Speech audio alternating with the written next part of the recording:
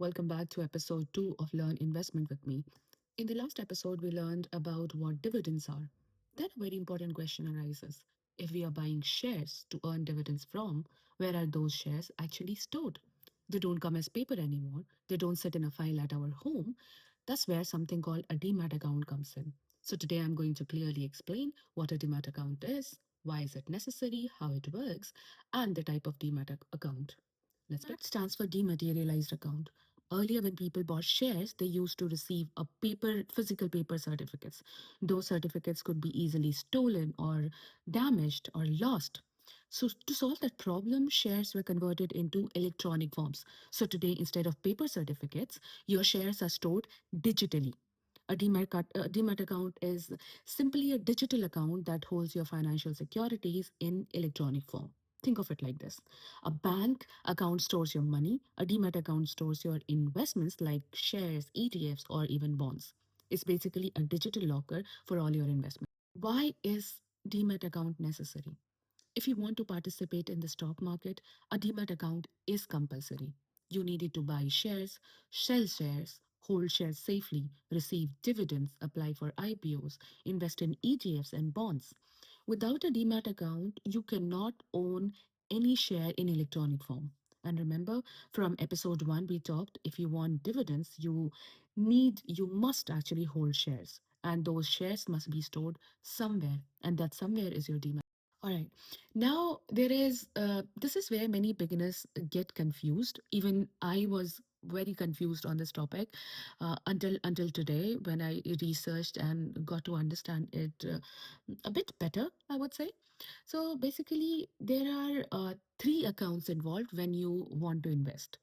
First is your bank account, then is your trading account, and then there is your final comes your Demat account. Here's how they work together. Let's say when you want to buy shares, so money goes out from your bank account, you place an order using your trading account, the shares get credited into your Demat account. And when you want to sell shares, shares are debited from your Demat account. Money gets credited back to your bank account. So, in simple flow, if you want to talk about the or account hierarchy, here at how it comes. When you're buying, first account which comes into picture is your bank account, then there is this trading account, and then finally Demat account. On contrary, when you're selling, the first account which comes into picture is your Demat account, then comes trading account, and then comes your bank account. Once you understand this flow, the system makes complete sense. All right. Now let's talk about the types of Demat account. There are mainly three types of Demat account. First one is your regular Demat account. This is for Indian residents. If you live in India and want to invest in stocks or ETFs or any investments you want to do electronically, this is what you need. The second type of account is called repatriable Demat account. This is mainly for the NRIs. Money can be transferred abroad. It is linked to your NRE bank account. Third kind of Demat account is non-repatriable Demat account. This is also for NRIs, but in this case, funds cannot be transferred abroad. It is linked to your NRO account. For most people living in India, regular Demat account is sufficient. Now let's talk about who provides Demat account. You open Demat account with a depository partner, which are in partner with depositories. In India, Demat accounts are maintained under two main depositories. First one is NSDL, which is short of National Securities Depository Limited. Second one is CDSL, which is Central Depository Services Limited. You don't open accounts directly with them. Instead, you open a Demat account through brokers. In India, we have brokers like Zerodha, Upstox, Grow, Angel One. These brokers act as an intermediaries between you and then the stock exchange.